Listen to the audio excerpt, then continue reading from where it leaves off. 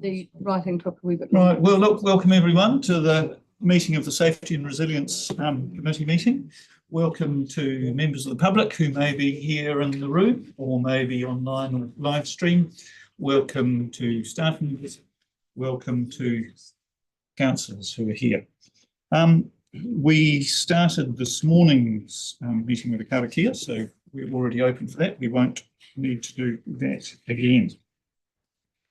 Apologies, I don't believe any have been received, and I don't believe we have a public forum planned, so we will carry on.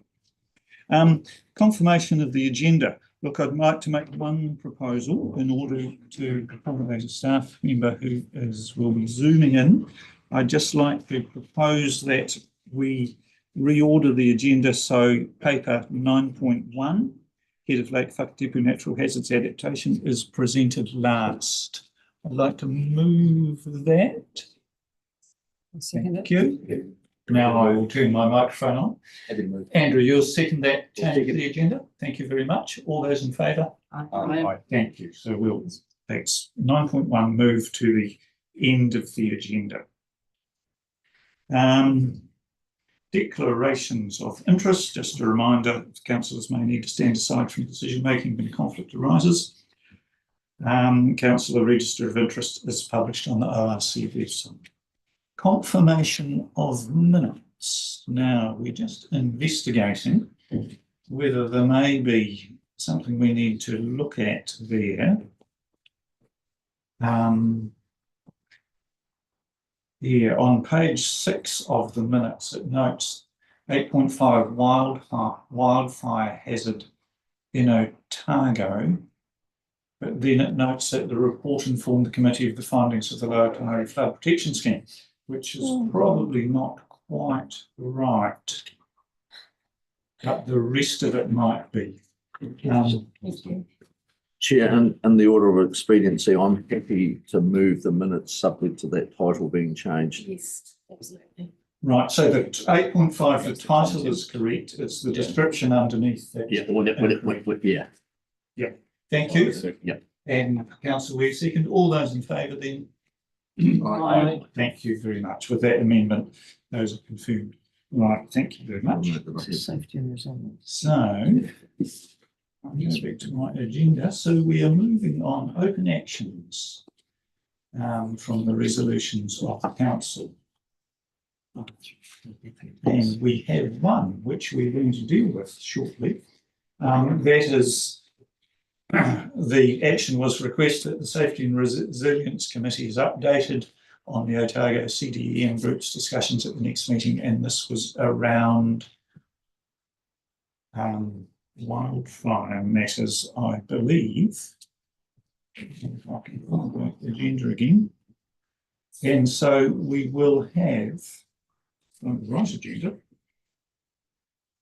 a verbal update on this matter from, I think we've got Matthew Alley, Councillor Robertson and Richard Saunders.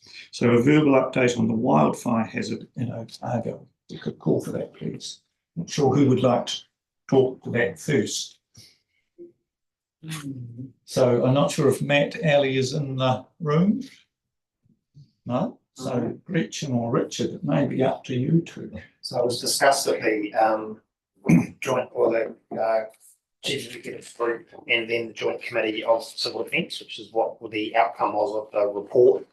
And the upshot of that was that all of the parties, albeit it affects some councils more than others, but all showed an interest, effectively approved for Matt and the team to continue that work under the Civil Defence umbrella, with FENS in particular, to try and identify or get better clarity on roles and responsibilities in the event of a wildfire. So the report was carried forward from this committee to Civil Defence, and the agreement from Civil Defence that that work needs to carry on, in particular with FENS, but also with other parties who may have an interest to get better clarity on what the roles and responsibilities would be in the event of a significant wildfire. So that will occur and will be reported back through Civil Defence groups and through council as appropriate as well. Thank you very much, Richard. Gary. Sorry, Richard, can I say a quick question on that? Yeah. Good. Oh, no, that sounds like it's a reactionary process. Does it also cover preemptive? So there is some preemptive work being done. There's a good example on Mount Iron of some new monitoring equipment that QADC have been working on, and Civil Defence have an involvement in that as well. So there is some preemptive work happening. This was more in the reactive space to ensure there's clarity in the event of a fire. But there is some good work being done around earlier identification of the sort of conditions that elevate the risk for wildfire. And there's some pretty clever monitoring equipment that's being trialled over in both Mount Iron and also in the Whakatipu Basin that QRDC have been working on, and Civil Defence are involved in as well. Okay, thank you. Thanks, but we can have some comment and discussion around here with Kevin and then Gretchen. Yeah, part of the concern that I raised during that debate on the wildfire was the lack of recognition in the original paper of the Waitaki district as a wildfire hazard. So I'm just wondering where that recognition is being looked at and who is handling that. So I don't have a direct. I do very vaguely remember the discussion in terms of the data that was provided and the work that Matt had done to present the paper. I would have to follow up in terms of what questions had been asked around Waitaki in particular, given that it was just based on data that the team had been provided with. But I'll follow that up, Kevin. Thank you. Thanks, Gretchen. Yeah, I was just going to talk about that reactionary versus preemptive discussion, and that paper and joint civil defence and emergency management grouping was that we need to understand who's responsible throughout the chain, I suppose, because it is pretty grey right throughout. So, yeah, because a lot of it is preemptive, obviously, as well.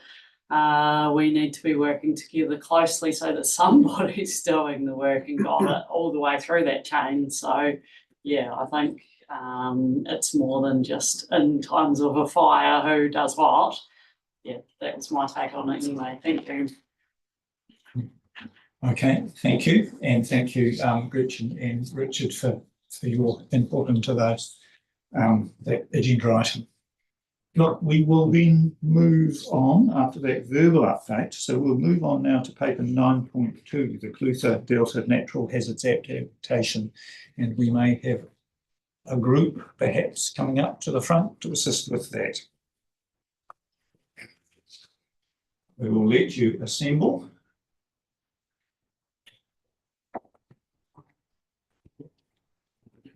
So it looks as though we can see Anne Conroy, Tim Van Wooden, John and Gavin Palmer there, and I believe Pam Wilson is maybe online, and Jamie also online. Welcome, thank you.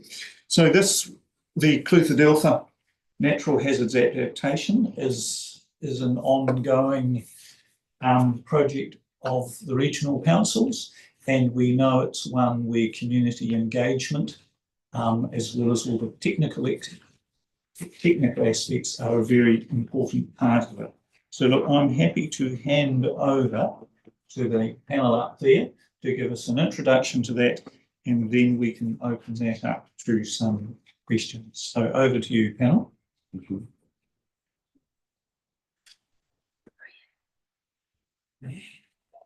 Thanks to everybody.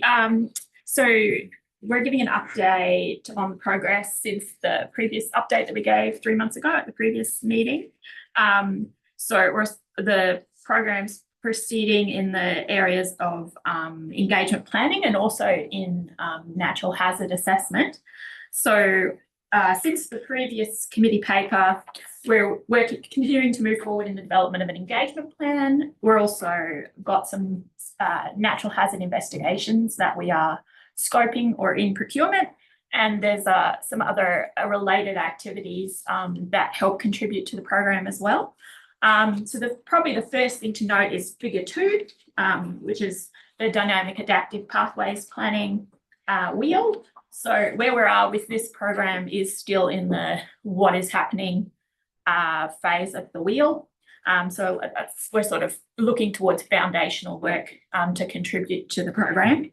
As part of that, we're keen to pursue a partnership arrangement with Clutha District Council. So we met with Clutha District Council staff on April the 11th to have a discussion about the program and about how they want to approach governance and in the area of partnership arrangements. And the staff level, they were keen to work together in that way. So tomorrow at the Clutha District Council meeting, there will be a paper tabled about the program, and it will give the councillors an update with all the background material, and it will also recommend that Clutha District Council enter into a memorandum of understanding with ORC to work collaboratively on the program. So that's a recommendation of the paper. So if that goes ahead and if the councillors agree, then we'll pursue developing a memorandum of understanding together. So that's the sort of governance arrangements that we're working through, which is good program. So once we've got those in place, or we've developed our better understanding of how that will go ahead, then we can pursue more of the engagement relationships together with Clutha District Council, we hope. And those will be, that once we've got that in place, we can move forward with the communities and the stakeholders. So that's the governance side of things.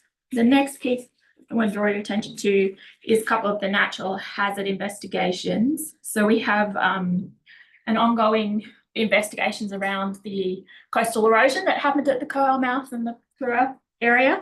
So that's proceeding ahead, and the tactical maintenance by the engineering group is also continuing in the meantime while we wait for get findings about that investigation.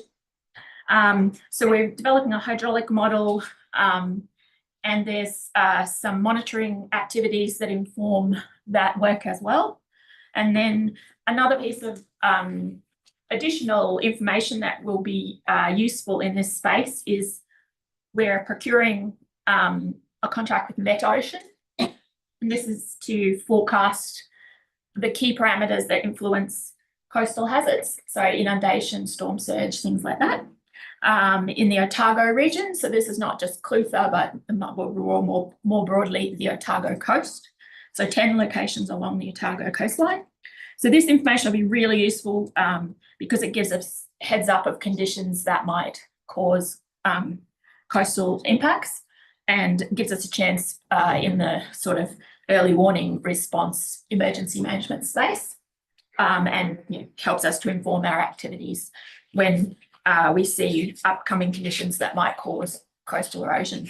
So that's a good piece of work and will broadly be useful for the whole Otago coast.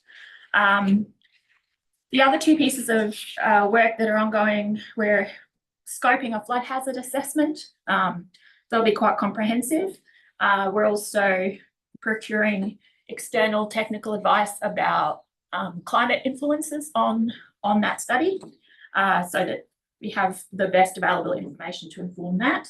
And then separate to that, the liquefaction hazard assessment is currently in procurement.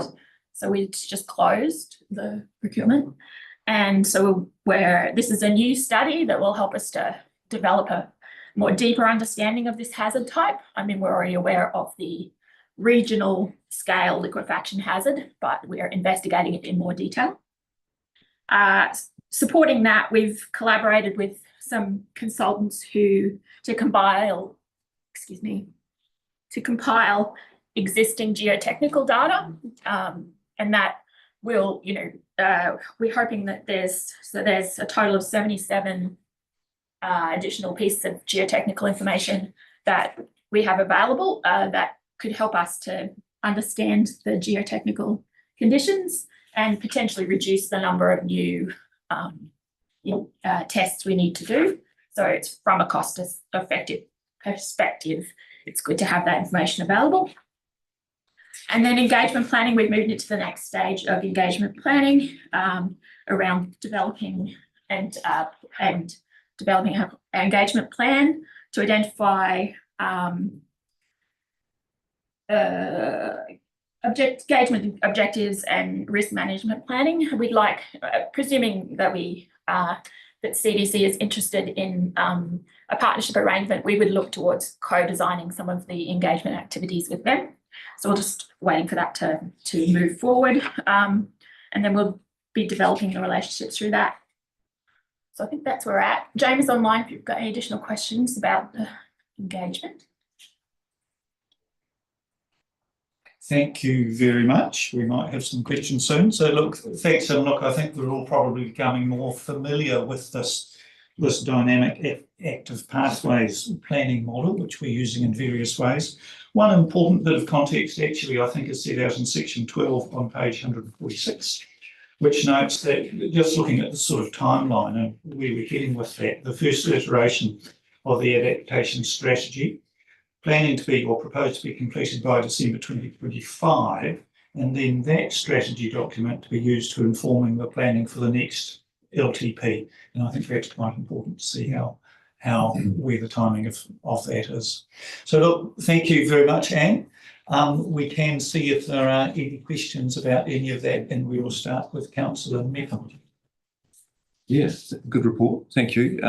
Actually, what I found rather fascinating was the aerial photos of the Ko'au mouth of the Clutha River.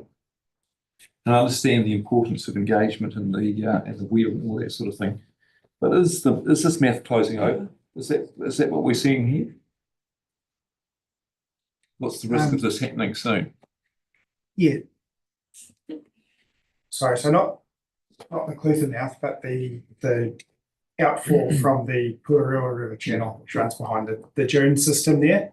Yes, there is a risk that will, it's lost a lot of capacity through sand infill over the last year or so, and it's been relatively stable since that big erosion event back in June, I think it was, last year. But for sure, one big coastal storm surge event could infill and further restrict the capacity of that channel and potentially completely block it up. So what are we planning for that situation? So the investigation that's underway at the moment is assessing the potential consequences of that type of event, both on flood hazard and drainage through that Puarua Paratai area. And that, understanding the potential impacts of that type of event is the first step to working out what's possible to do about it, which is the following stage of that investigation. Well, it's quite intriguing seeing that photo, the aerial photo, March 2024, and just comparing that back, just even a couple of years ago, 2020. There's a significant event happening there. Well, it looks like I know nothing about it, but just looking at these photos, it looks like something's going to happen there. So, there must be some action around that, surely.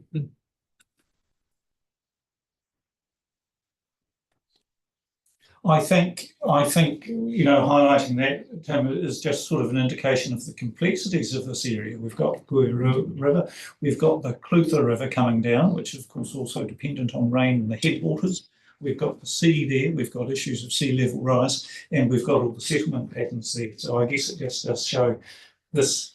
There's a whole lot of many different things interacting in this area that we have to take account of. Thank you then. Councillor Wilson. Just following up on that question, I've got two questions. The first one is following up. The mouth of the Puarua didn't used to come out at this point, I think. It used to come out of Port Molyneux, didn't it, further down the beach? Yes, that's right. Well, the mouth of the Clutha itself came out at Port Molyneux. Okay. Yeah, and So- Purua. Yeah, Tributary. the whole mouth was further south. Okay, yeah. So, you know, There's two mouths.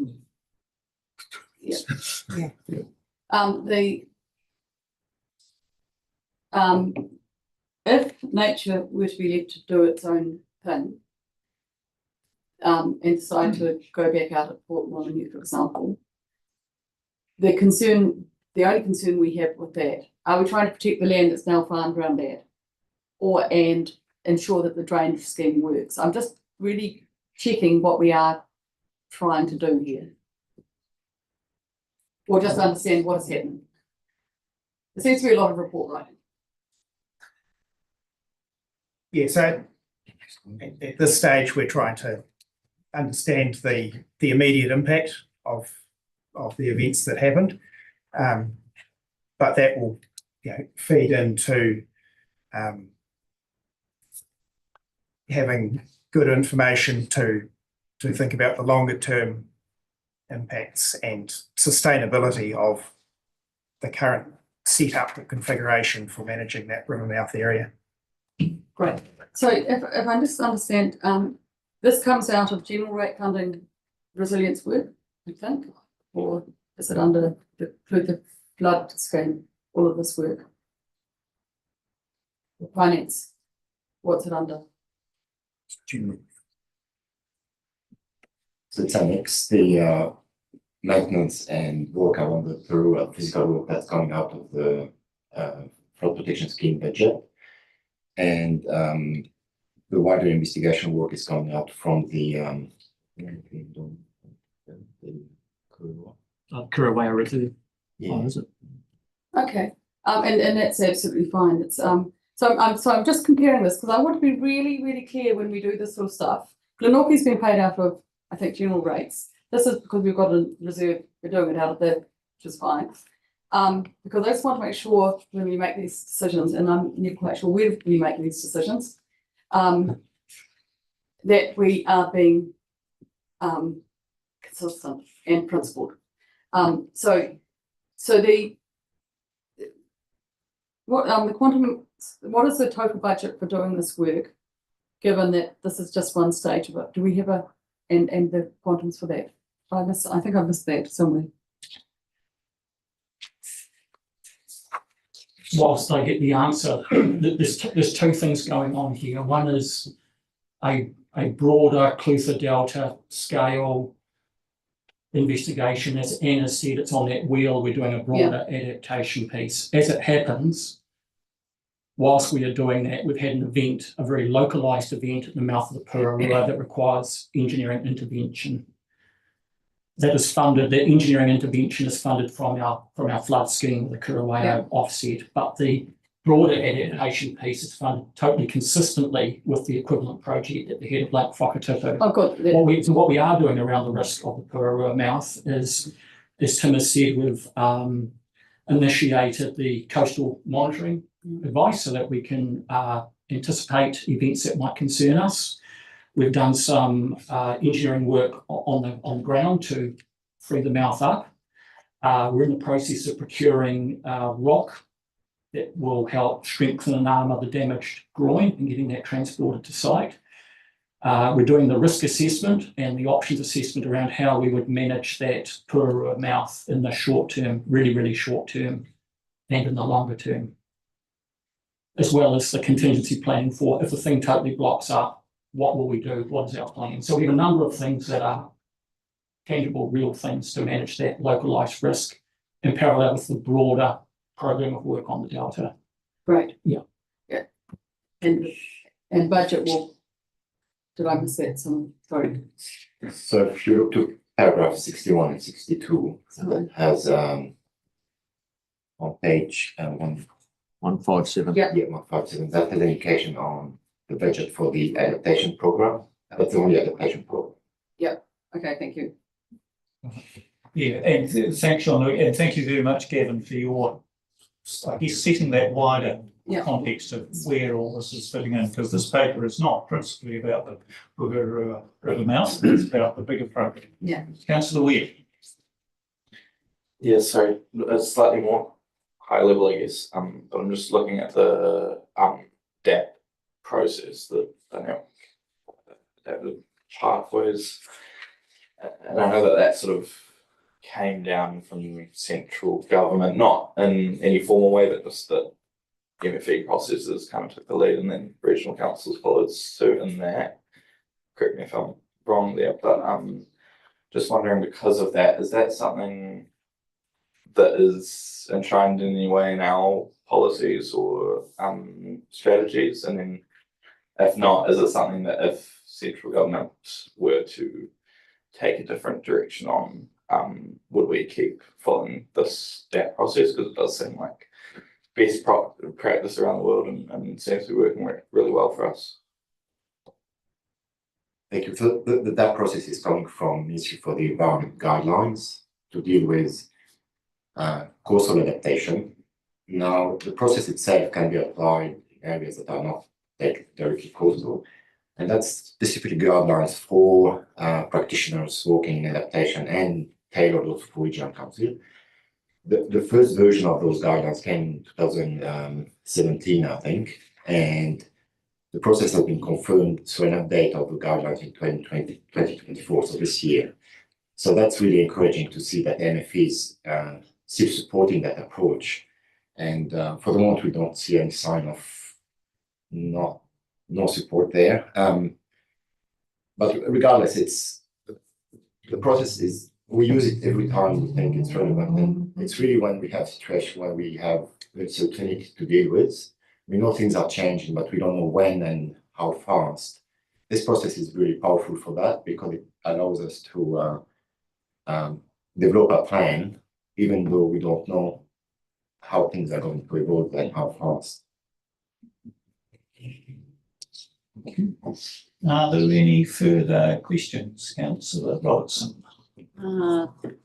Great, thank you. I was just thinking about what we're doing here, which is the recommendations are noting the report and noting the adaptation work program and community engagement planning. So the community engagement planning and work program are both pretty crucial to what we're doing today. And it looks fantastic, the report and where we're heading, but it is really important, that relationship piece, and the report's really signalling that as well, particularly in regards to working closely with Clutha District Council.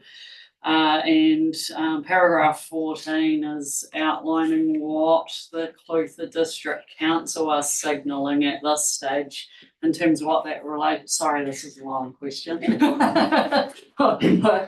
I will try and shorten it. So they've outlined there quite a few things that they see what relationship looks like. And 53, where is that one? Just about ORC councillors play an important role at Touchpoint and go to events sometimes. But I'm just trying to figure out how we're going to bring together a strong relationship between the two councils and iwi partner, of course, as well. We've had some discussions amongst staff about how CDC see it, but we need to build that strong relationship right from a governance level, I think, and make sure that we have that really well planned. So I wonder if you've done some thought about how we build that. Thank you. It's our intention, once CDC has considered the matter, to report back with some recommendations about what that more formalised relationship at different levels between the councils would look like. And we already talked about joint briefing for both councils as well. So that's the next step. Thanks. August or sooner. Thanks, and I guess we will look forward to hearing the result of the Clutha Council's deliberations, which they're having tomorrow. And thank you, Gretchen, for highlighting the importance of the engagement piece in here, and it's getting its separate recommendation included in there, the work program and the community engagement, because that is so important. Are there any further questions? Yes, councillor Malcolm. Yeah, if we look at our cycle when we're at developed stage now, in that wheel, where do we actually take it from? In the majority of that part is being funded as a general rating. At what stage do we then go to targeted rating for delivery and implementation? So at what stage we've sorted the problem out, we've sorted the way forward, being that becomes now targeted or specific, or we have to make a decision whether that's going to be rated. Yeah. I'm not saying it has to be whatever. Yeah. So what we can anticipate is that the adaptation plan will come up with things that we should do to our own infrastructure. So, our pumping stations, do we need to add more pumping capacity?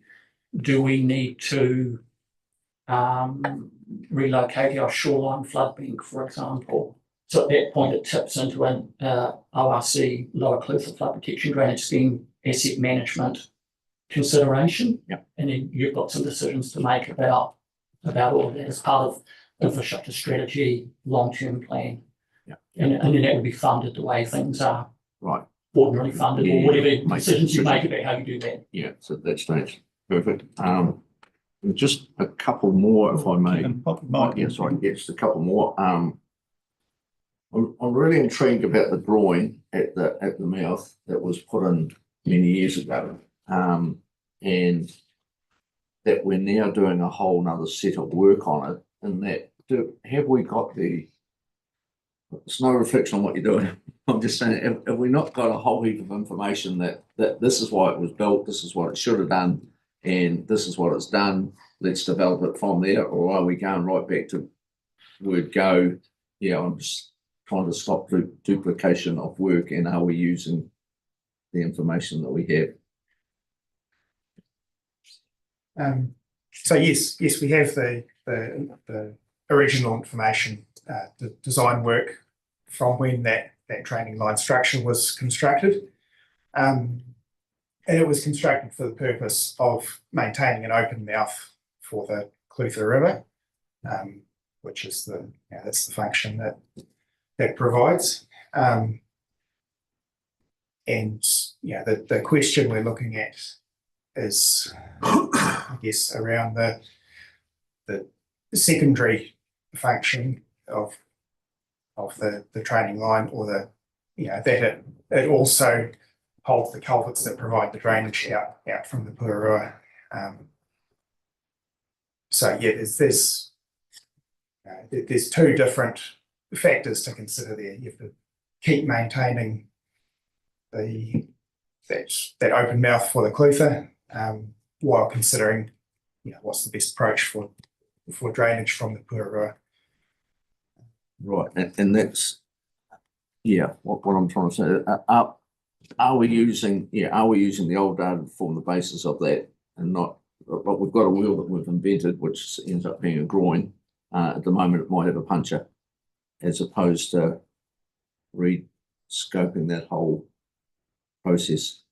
Yes, where we've got data that's still relevant, of course, we will use that.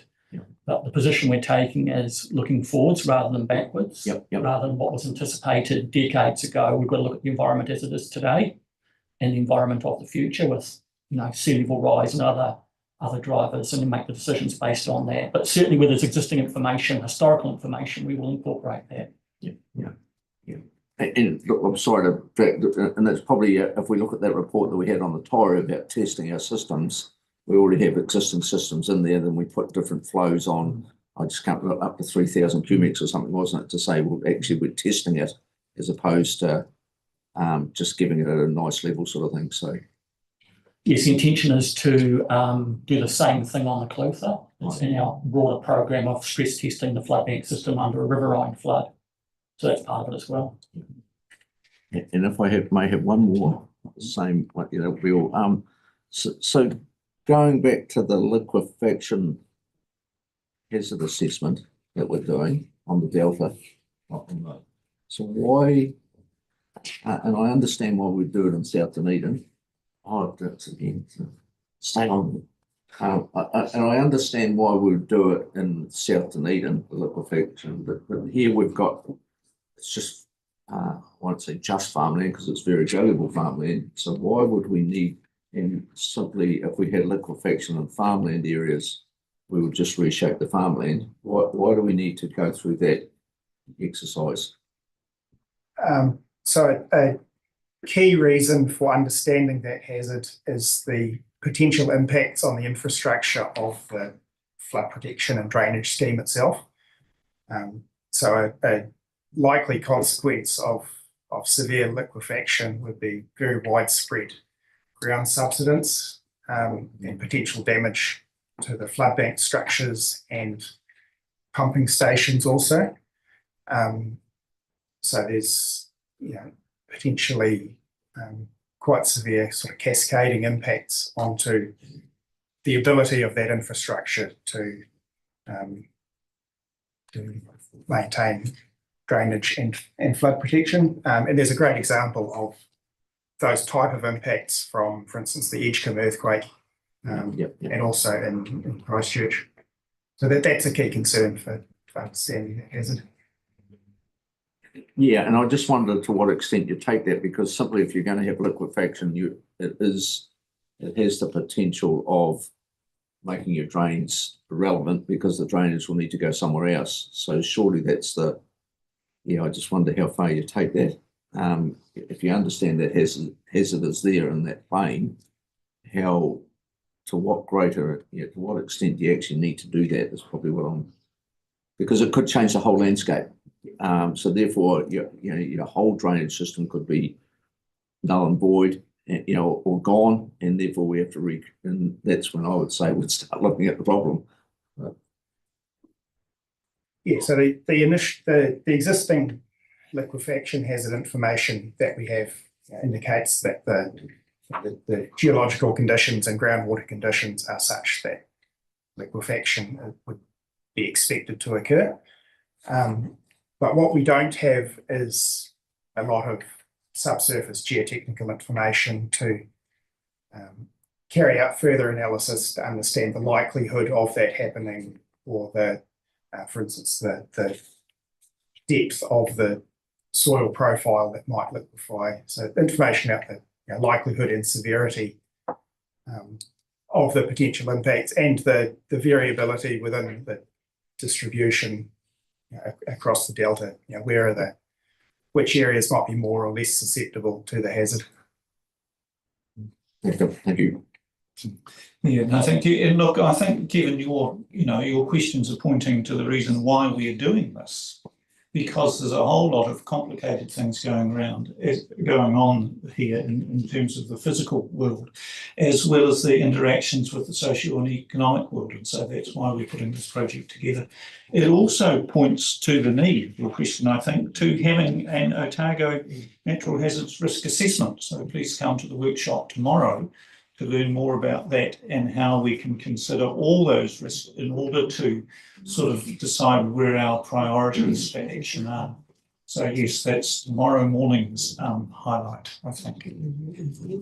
Are there any further questions, or are we ready to move on to put these recommendations? I do not see any questions. Do we have a mover and a seconder for those two recommendations? Councillor McCall moving, and second, Councillor Megson. Do you wish to speak on that, or we just go? Maybe just put them right. Okay, well, let's put those two recommendations. All those in favour? Against? So that is carried. Thank you very much indeed. It's important work that's happening. So look, we will move on, and maybe some of you will be staying there. Well, look, those who are finished, thank you very much for your input and your work. We're moving on to 9.3, which is the Asset Management Plan 2024. And who have we got?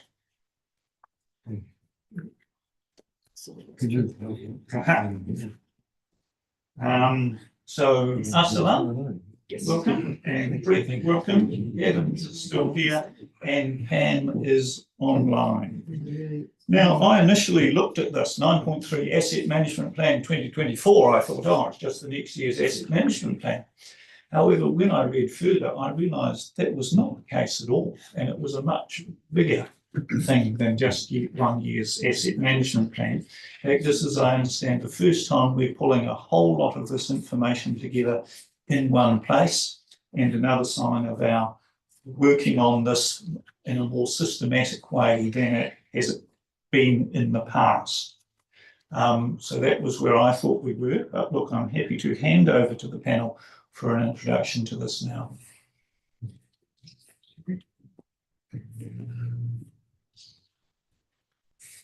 Thank you, Councillor Somerville. So, yes, you're quite correct. This is our first asset management plan that pulls us information together in one succinct place.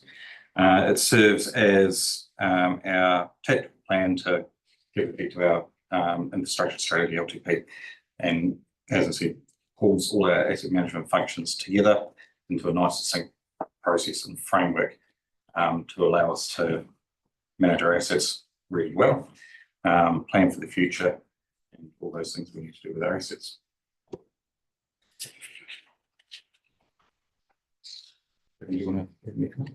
It could, yeah, maybe outline, I mean, what, if you could just outline for us, what is this plan intended to achieve would be helpful.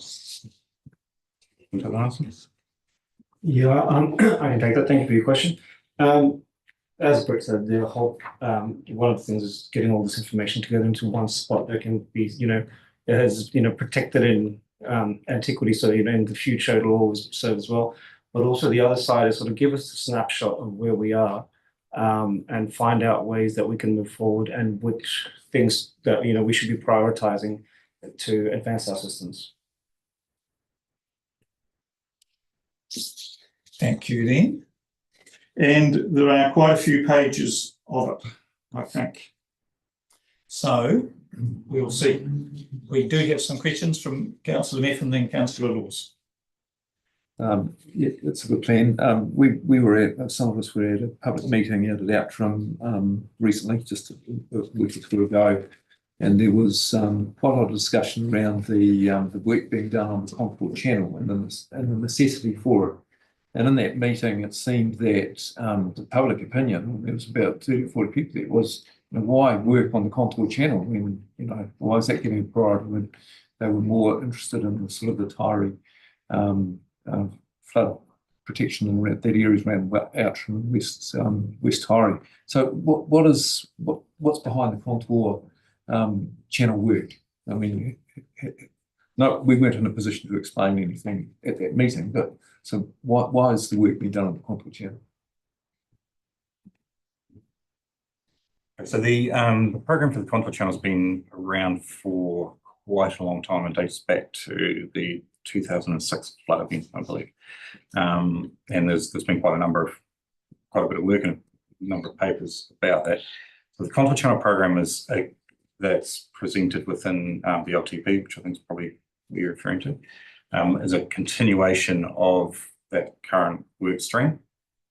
So the issues with the contour channel is a couple of issues. One is the integrity of the banks. They're extremely old. They're pretty undulating in profile. When those banks start overtopping, as has occurred in a number of flood events, they are prone to rapid failure. So that's, I suppose, the context to it. There are risks there that need to be addressed. So if that was to happen, the flooding would happen around, would it impact the airport, or what was the significance of a flood there in that part of the Taieri as opposed to around Outram? So depending on where on the channel you had a brief scenario, for example, it has the potential to inundate significant area of farmland. It does have potential to affect the airport. There is a number of assets that could potentially get in the path of that inundation. If I could just, you made reference to Outram. if risk was the only thing determining sequence and priority, then Outram Flood Bank would rate higher than Contour Channel. However, it's not as simple as that. What dictates priority and sequence is also things like ease of construction. The Contour Channel is relative compared to Outram an easier thing to work on. And we've also got central government co-investment for part of that. And the Outram technical solutions, there are some choices and we have to make some decisions. So it's not as simple as just weighing up the risks. There's a whole lot of factors that come into how you sequence activities, meaning that some things that are lower risk might be done earlier than things that are higher risk. And that's what drives the infrastructure strategy. So the process, I mean, we've just had a wheel of consultation in the last session. Is there public consultation involved in what we're doing here in terms of prioritising this sort of work?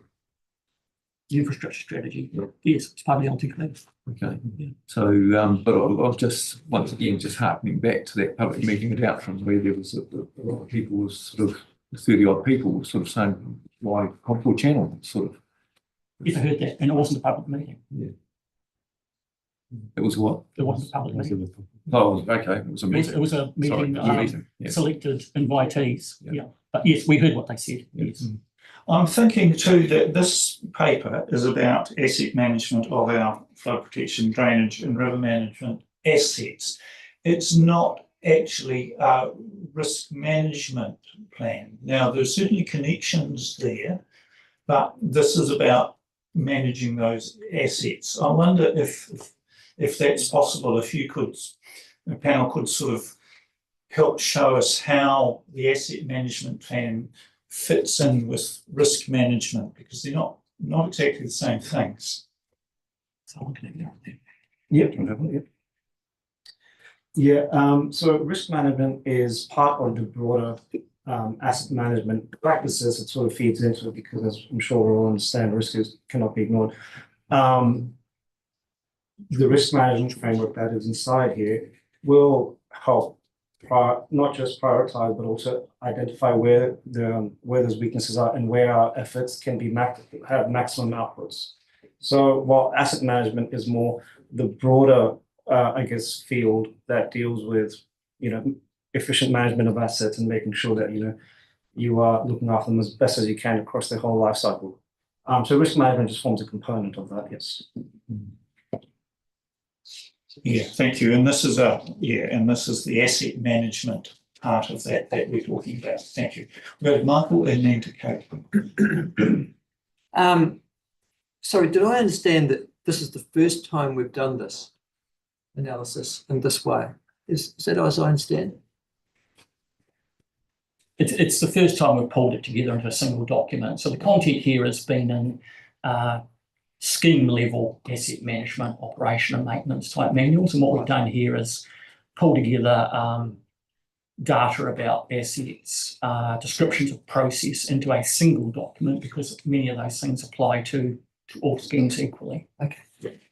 Right. Thank you. So if I look at page 182, 183, or pages 182 to 185,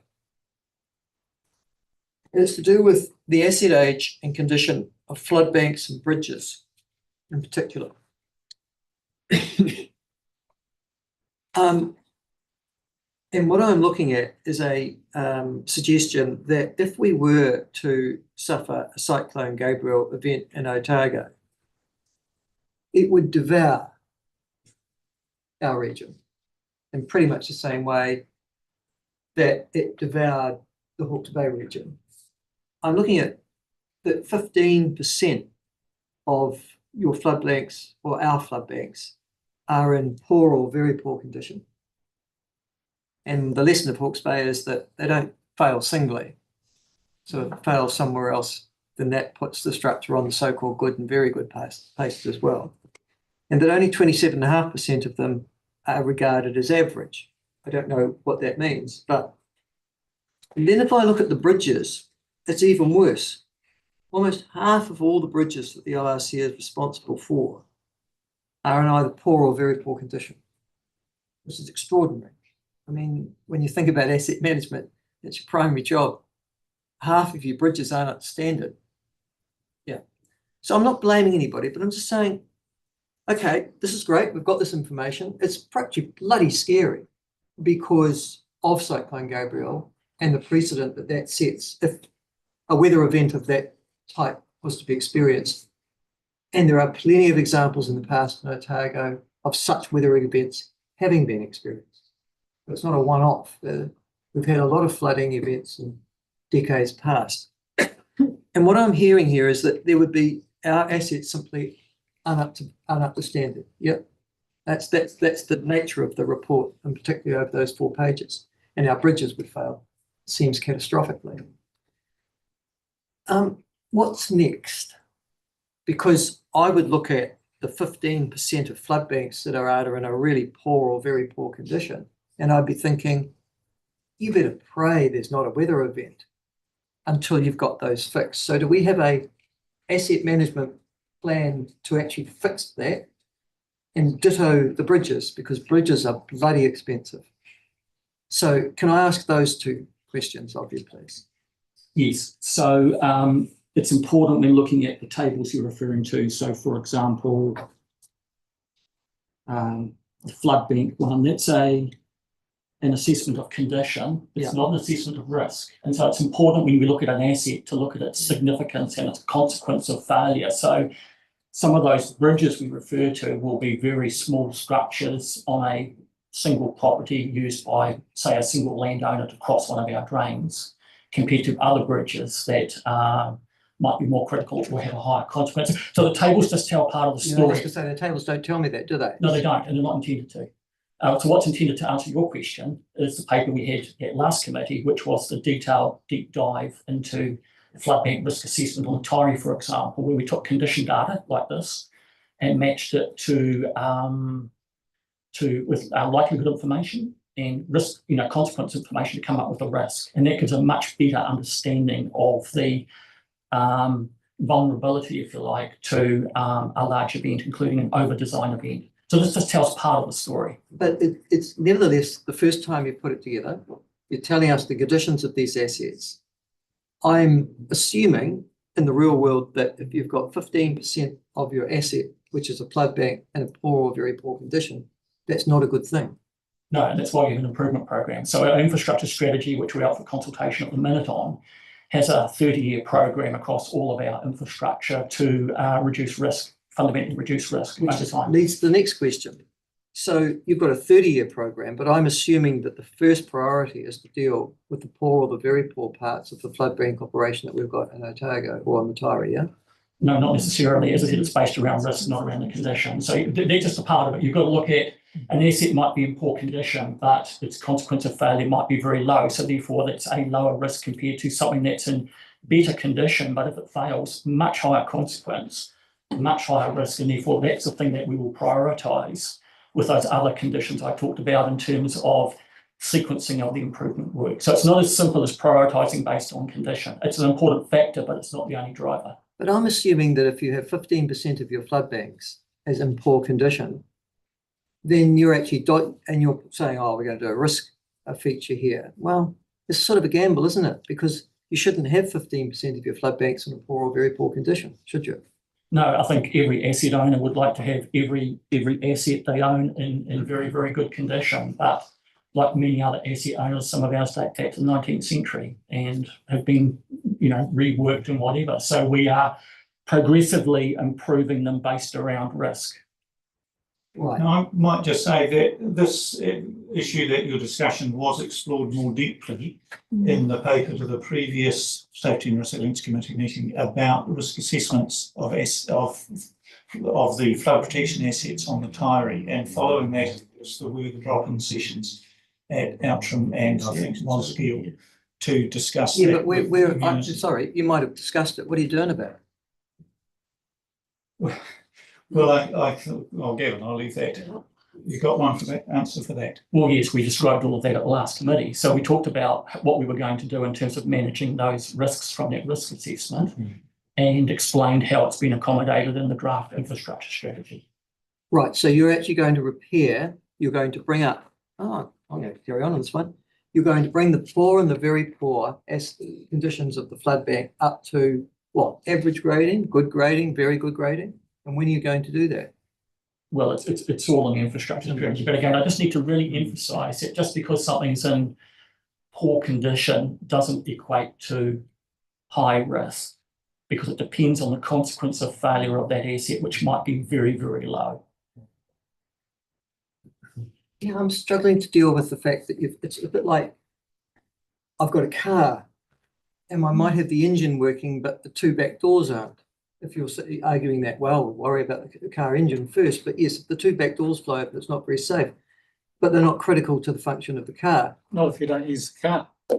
Exactly. Oh, I see. Right. So we're not using maybe the car at because- all. So it's not going to rain. So there's not going to be a weather event on the car. That's clever. Yeah, I'll just add something. So what we're dealing with is our overall asset management approach. What you're talking about, Michael, is what is our plan, our work plan? Correct. To resolve issues, which is contained within long-term plan, infrastructure strategy.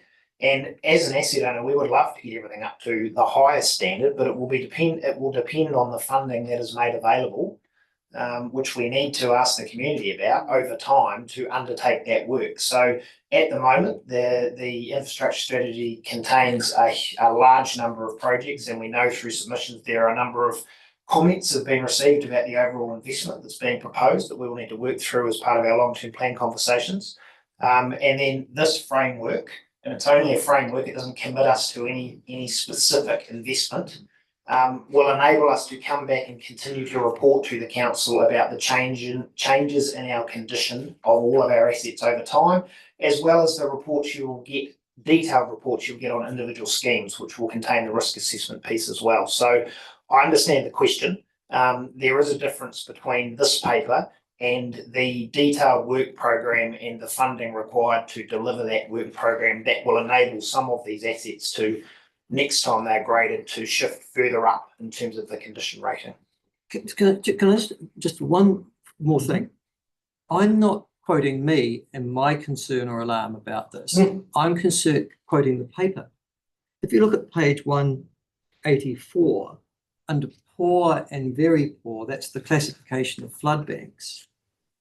Poor is likely to cause a marked deterioration in performance. Some asset replacement or a bit rehabilitation is needed. It's not, it can wait. And then under very poor, it's got urgent replacement rehabilitation required. That's the definition of both of those two judgments that have come in this paper to us. So that's why I'm asking the question. This would suggest that, you know, when you say it's a risk factor involved, and it's not all that important really, that's not what the paper says. It says you need to do this and you need to do it now. And the paper will be reflected as one of the critical things that drives what you're seeing through our work programs, but the paper doesn't set out the work program. Yeah. Or the asset management plan doesn't set out the work program. Will we get an update on, so now that you know this is your state of your assets, will we get an update how often as to what is the statement of that? Now, obviously you must have discussed it presumably at your last committee meeting when you did your infrastructure asset plan, but plans aren't action, they're just plans. When will the action associated with those be reported to the council? It's on here. I'll let you guys answer it. Sorry. No, I was going to say, so you go. Yeah, I haven't got that calendar date here, but the sets a baseline then for that reporting, say annually around asset condition and the improvement program. So if you ever look through on page 19, sorry, Michael, this is the diligent right, 193, but whatever that means on the hard copy. So you'll see in there the level of service Yes, status I've got that, performance yeah, measures, yeah. which is, Yeah. you know, we will undertake to complete 90% of program work. So that's reported on, like I report on that monthly in my CEO report, and then you get a detailed report on those. So you'll get regular updates on whether or not we're keeping up with our planned works program. And then at times you will get that down at a scheme scale as well. So we just better hope there's not a major weather event. We're sort of gambling, aren't we? Given the state of our assets. No, I don't. I mean, we're always at risk from a weather event, as is every council. This is just trying to put us in the best position possible. to ensure that the assets that we do have function as they're intended and the risk is mitigated as best as it can. But if we do get a weather event of a certain size, then yes, absolutely, we will suffer some damage. And I guess if we're saying it's so important not just to take into account the condition of the asset, but the likely consequences of failure, and that's looking at the risk. And certainly those the risk assessments are used for prioritisation, and this is only one part of that. Yes, I'd also add of that infrastructure is just one part of managing the flood risk. There are other things like civil defence structures, response plans, and also the work we do with territorial authorities on district planning and land use. So we use the whole PARA framework. That's an expression we've used in previous papers. Infrastructure is just one part of managing the risk. Well, look, thank you for that discussion, which I hope helps us see how all this fits together in terms of the bigger picture and in our specific work review. So we've got Councillor Wilson and then Councillor Malcolm. Thank you. I raised this question, and I'm not quite sure if it's for the CE or for staff. I see this very much as an asset. I think your wording was great, Richard. An asset management condition rating. I get that part of the report, and it really shows what the schemes have and are part of. The problem with my mind, and this is a question, we're in here our level of service framework, but it's subject to the draft plan being adopted, because those are the words in the draft plan which we've consulted on. Yeah. And so I'm of the mind that while I appreciate the front end of the work, and it's really good to have that data all in one place, I'm not quite sure that I'm happy to recommend this to council until we've actually done the long-term plan hearings, and because the level of service will depend on the budget. And so I'm really, and I did raise this earlier, I'm really happy to note it, but potentially, but surely it has to lay on the table until we've done the long-term plan. And that's where I'm getting the horse before the cart thing, which I even think Tim was sort of talking about earlier. Because we haven't adopted those. And I appreciate the motion talks about the long-term plan and everything, but this feels like this should be done after the long-term plan. Does that make sense? I don't know how we can do it now without the funding. Are you talking about 193? Yeah, the page you were talking about, yeah. So if you have a look at those percentage of scheme maintenance program delivered, so all it's doing is setting the target that we are aiming to achieve as a council. That program is still to be confirmed, but doesn't change the fact that we want to achieve a certain percentage of that program. So it's not locking us into anything. It's just committing to the level of service that we will achieve based on whatever program. If you don't set us a program, you give us no money, we'll achieve it. Oh, no, seriously, if we drop the money substantially, I'd expect you to get 100%, potentially. So if we said, actually, all we're going to do, take something bizarre, and all we're going to do this year is mow the lawns on the mow the floodbanks. Say that was it. That was not what I'll be asked to say. But if that was all, I'd expect you to be able to provide 100%. So that's the problem, is until I know exactly what we've said, that will change those. And that's where I'm getting slightly confused by it. Yeah. It's up to you if you choose around the table. Yeah, sorry, I'm not trying to be difficult. Thank you. Okay, thanks. Councillor Malcolm, then Councillor Methven. So this is our asset management plan. So under the financial summary, where do we consider affordability?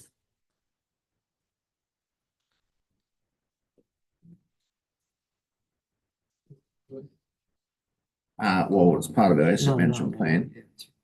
Where do we actually, when I'm building something, where do I actually consider? And so I'm looking on page 219, sorry, but just under the financial summary, there just doesn't appear to be any area that we actually sit down and say, well, is the scheme affordable?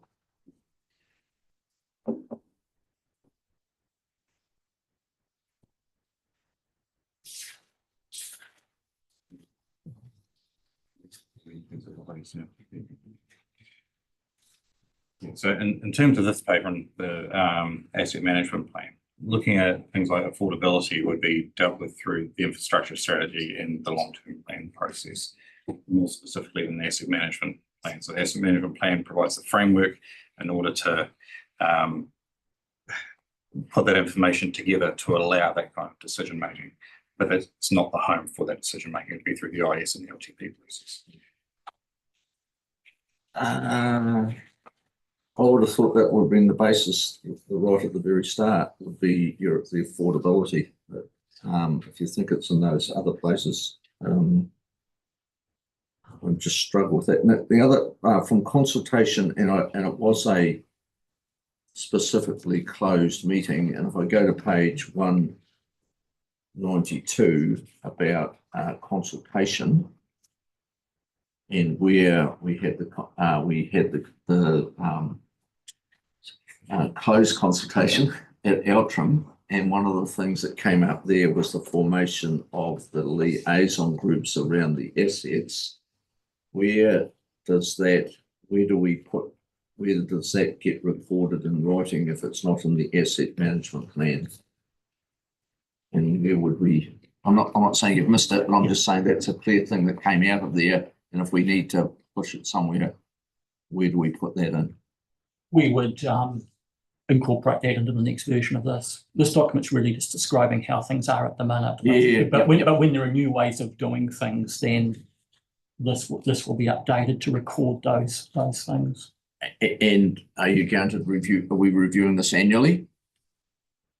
The intention was to do it before the next long-term plan each cycle. But I think because this is relatively new and a number of issues come up, it's probably going to be done more frequently than that. Yeah. Conceptually, I think it's a very good start. Yeah, I'm not. Yeah, but I'm just that's a couple of things that I'm really concerned about. But I'll leave the rest because I think I'll just come straight back to Dr. Palmer with a few questions. Thank you, Councillor Neffen. Yeah, just around the recommendation and what Kate was mentioning about the long-term plan, the infrastructure strategy. I actually think we might be okay with what is written here. It's sort of it says that recommends the Otago Regional Council Asset Management Plan 2024 flood protection, land drainage and river management infrastructure, and any amendments arising from adoption of the 24-34 long-term plan and infrastructure. I think that recommendation is okay as it is. Kate, do you feel comfortable with it as it is, or you wanted to change it a bit? I understood that wording being in there about the long-term plan, but it just Yeah, I think it might be okay. But anyway, that was just to clarify that. I do have a question in terms of, once again, it was that meeting, the closed meeting at Outram. And the answer will inform our discussion around rating. The East Torrey Drainage Scheme, the West Torrey Drainage Scheme, and the Lower Torrey Flood Protection, does that provide protection for Mosgiel? It's the flood protection scheme that provides flood protection. The Lower Torrey Flood Protection Scheme does provide flood protection for Mosgiel. Mosgiel was rated for flood protection. Okay. Thank you. Thank you. Are there any further questions? Yes, Councillor McCall. Thank you. I've just got a quick question. In an ideal world, this report would come prior to the infrastructure strategy. Have you thought it was an ideal world? There's pros and cons with that. There's different views as to whether the AMP, with the pyramid that's in the paper, whether the AMP informs the IS or the other way around. I'm of the view it's top down, but they're probably working in parallel. So next time around, next LTP cycle, we would contemplate working the two things together. You can't decouple them. They're sort of two-way information flow, really.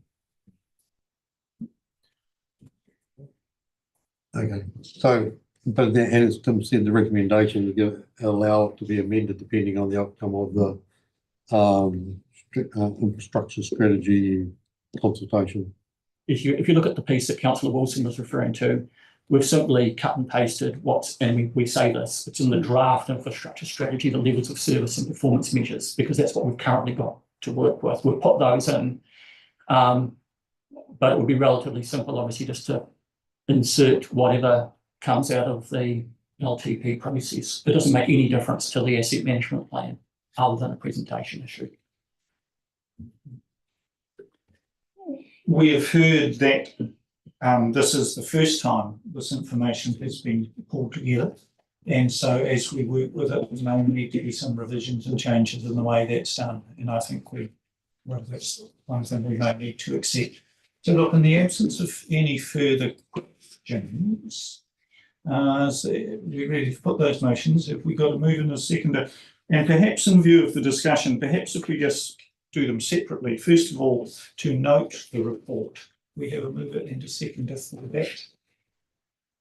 Councillor Weir, Councillor Robertson. Any discussion on noting the report? No. All those in favour? Against? That is carried. Thank you. Now, the second recommendation, that we endorse the plan that we've seen and any amendments arising from adoption of the 2024-34 long-term plan and infrastructure strategy. Do we have a mover and a taker? Councillor Meffer moves and a seconder. Councillor Weir, is the discussion that needs to happen around that? No? Right, we put that recommendation, please. All those in favour? Against? That is carried as well. Thank you very much indeed. Thank you for all the work on that, and we'll look forward to working with the new asset management plan. Thanks a lot. Thank you very much. Thank you very much. Now, look, we are ready, it appears, to move to paper 9.1, Head of Lake Whakatipu Natural Hazards Adaptation. Just let people move a bit. And the comments here says what model is shown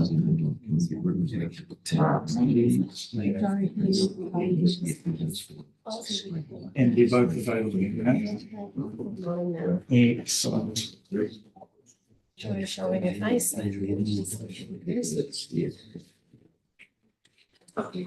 Right, well, look, welcome everyone. Welcome back, some of you. We've seen some of you before, and we've got some more people to welcome as well. So look, online, I can see Jamie McKenzie is there, and also very warm welcome from to Joe Healy and Charlotte Lee from Becca, who are zooming in, some of you perhaps from far-flung places. And up front, it looks as though we have a good collection of people who we are likely to be familiar with. So, Head of Lake Whakatipu Natural Hazards Adaptation, another example where the council is putting into practice the dynamic adaptive pathways planning approach we've heard about and are becoming more familiar with. I think we have a presentation. No, we have people to talk about this. So we've heard about this before, and I think I'm handing over to Joe to speak about this. No, and first of all, we'll hand over to Anne to start with. No worries. Thanks, everyone. So we have the presentation here, and Joe's joining us from the Cook Islands. So Charlotte is also available to, just in case Joe happens to have connection issues. So we thank them for attending. And look, I should have said welcome to Simon, who wasn't up there before. Oh, yes, and Simon Robinson in our natural hazards analysis team. So we wanted to give you an update on the progress towards the natural hazard adaptation program for Head of Lake Whakatipu. So this is our 3-monthly update, as we've been doing since last year. So at the moment, in terms of our dynamic adaptive pathways wheel, this program is further along. And if you look at figure 1, which sort of lays out the DAP wheel flat with all of our components in it, we're in the sort of the work that we're talking about as part of this update is working towards what matters most, what can we do about it, and work going towards developing the strategy, which falls under the sort of how we make it happen. So that's where we're at with the sort of DAP process. The pieces I wanted to draw attention to is that we're progressing towards delivery of draft strategy in November, first iteration of the strategy in November, with the draft coming out in Q3 for a comment. So that's the program we're working towards at the moment. So we have 2 technical assessments that are ongoing regarding risk assessment and also flood mitigation and nature-based solutions feasibility assessment. So those are the 2 key technical pieces that we still have ongoing, and they're likely to be available in June. And so we'd be expecting to present that to you, possibly through a workshop. We've also got community engagement activities continuing. So Jamie's up in Queenstown at the moment, and she's been working, had a focus on youth engagement in the last couple of months, and that's to fill a gap that we've identified previously. And so she's been working with Enviro schools and the Glenorchy Primary School to talk about adaptation up there. And so there was a session in April, and she's having another session tomorrow, and that'll help contribute towards our youth engagement. We also have a Head of the Lake youth art competition, which we're going to get some, looking forward to getting some submissions for. That closes tomorrow. So Jamie's going to collect the submissions and come back. And there's a prize involved for the art. And part of the art will go towards being featured in the strategy document. So as when we were hoping to include a local flavour. We're also working with QLDC and OCAHA to progress work there. And we're pleased to have Becca here to present the findings of the socio-economic impact assessment. So that's phase 1 of that document. Phase 1 of that work. And so it's a key document that will go towards decision making, and it involves the socio-economic baseline of Head of Lake Wakatipu communities, and looking at the potential, explores the potential impacts of natural hazard scenarios through that work. So I'll pass on to Becca, so I won't go into any more detail there. I did, however, want to highlight after we do this presentation about the socio-economic impact assessment, phase 1, there is also a community engagement activity coming up where Becca will also be joining us to present that to the community. It's an online presentation, and that's on the 22nd of May in the evening at 7 p.m. That's a Wednesday. So there's an opportunity there, of course, for everybody to be involved in and participate in that.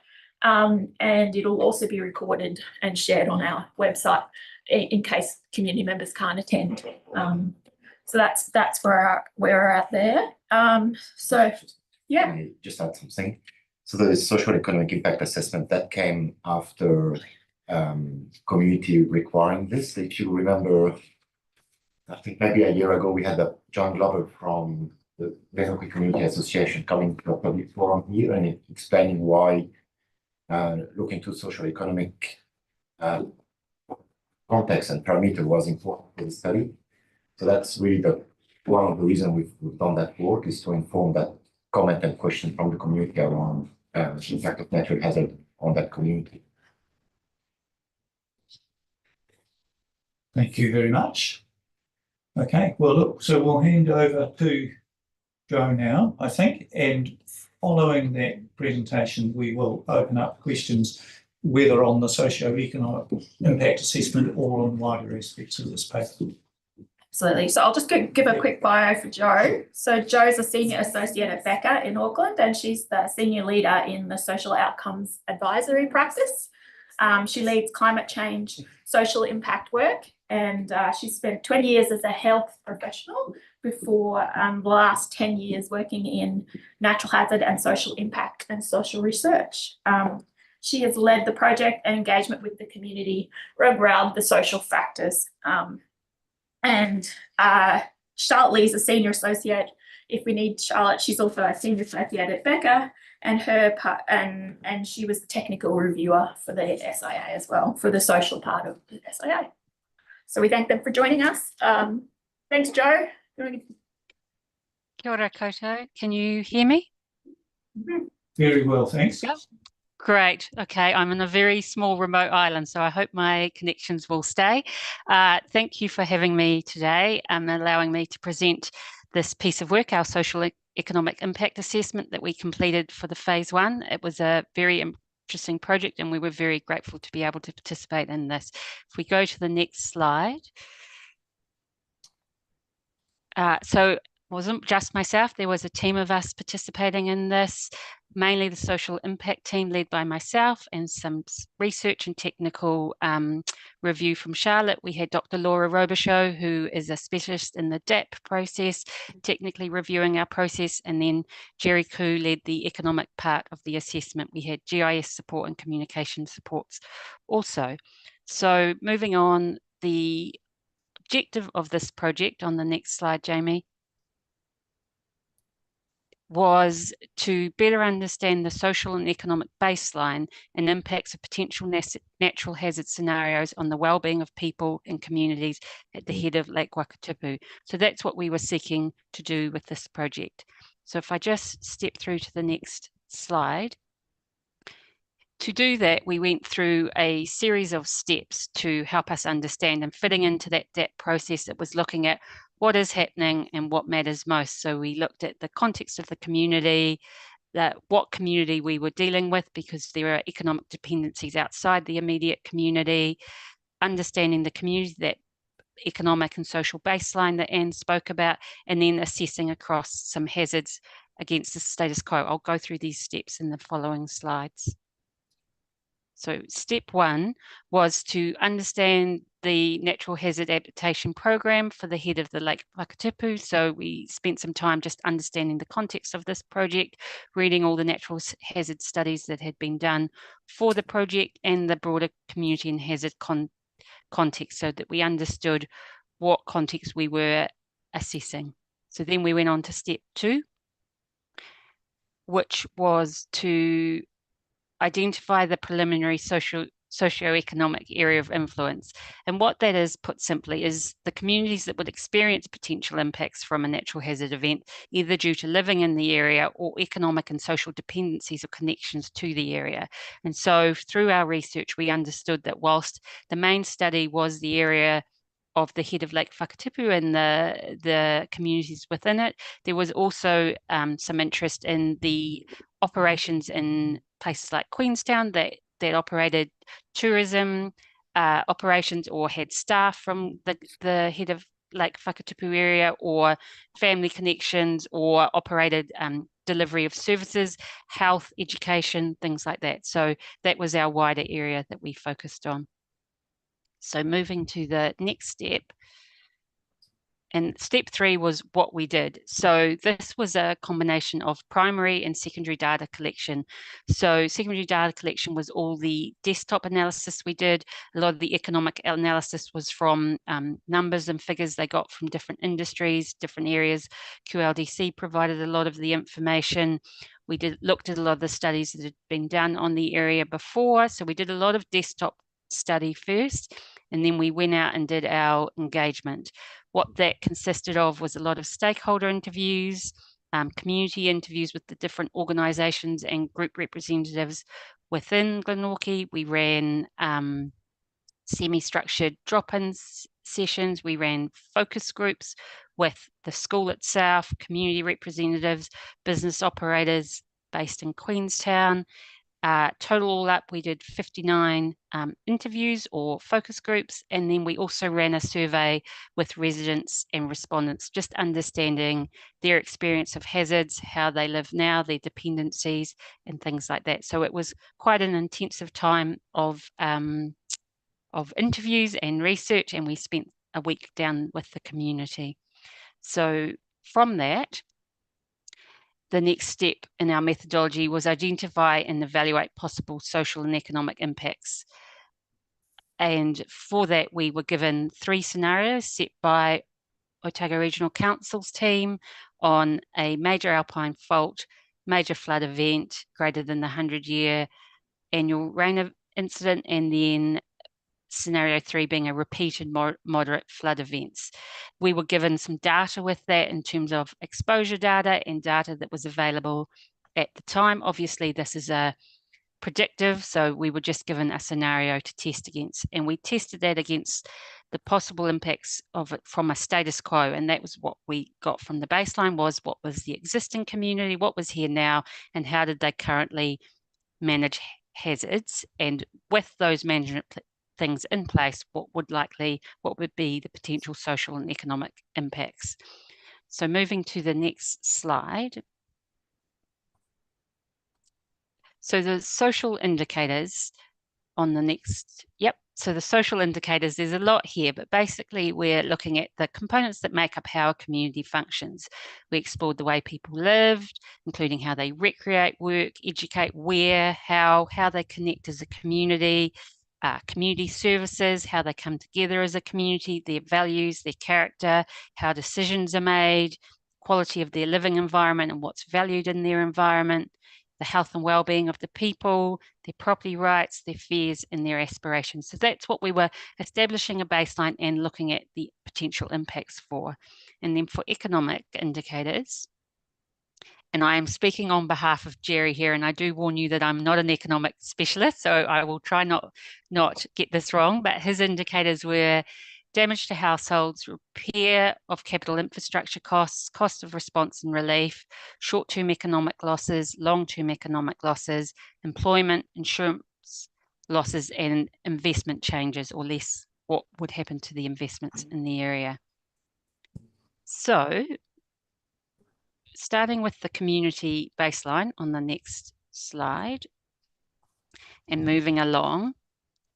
So starting with the community baseline, I'm just going to give you some key highlights to what we learned. So if you move to the next slide. So we know that it's a small population, but it is growing. There are some Albert Terrace and other developments in the area. There's a large visitor population. A lot of it is day visitors, but there is a large visitor population proportionally to the size of the population. There is a temporary population. There's a lot of people that have holiday homes and such living there. It's a diverse community. This is from a research participant, radically different people, diverse people from many backgrounds and walks of life. However, everyone respects each other. And that was a key theme going through the research. And so from that, on the next slide, we looked at community values. And you'll see a slide coming up next with a lot of words. The larger the word, the more that came up in terms of our engagement and key themes that were coming through. And a sense of community and the environment they were living in were the top values for this area, and what drew people to the area, what formed their identity, and why they were committed to kind of protecting the area, both in terms of their community and the environment that they lived in, because they understood how precious and what a great resource it was. There were many other things, but those are some key highlights. So moving to the next slide. Another thing and a key theme that came together was community cohesion and how people come together. And this was a key focus of the community. And I think a key focus and kind of resource for the community was, if they need to get anything done, they come together, they organize themselves, they pull together, they understand everybody. It is changing a little with more new people moving in, but there was still a sense of coming together. They gave an example of the newer members of the community coming together to kind of fund for the play centre in the area. So this is a way that they just have to exist to manage and to get the things that they want done. They come together as a community to help each other out in hazards and in normal times. This is how they manage. So it was a key asset to the community. Moving along, this was created by ourselves, but helped us understand how they kind of form together in terms of community organisation and governments around natural hazards. The Glenorchy Community Response Group is where the locals take their lead from. They direct them in terms of hazard. There'd been a trial just before we arrived of a potential flooding event where they had looked at kind of evacuation spots for visitors that were staying who might be camping and come together. And there are different members of the community that are response to that group. And then they feed back to the emergency management advisor and so forth. But yeah, that's how we understood that they came together.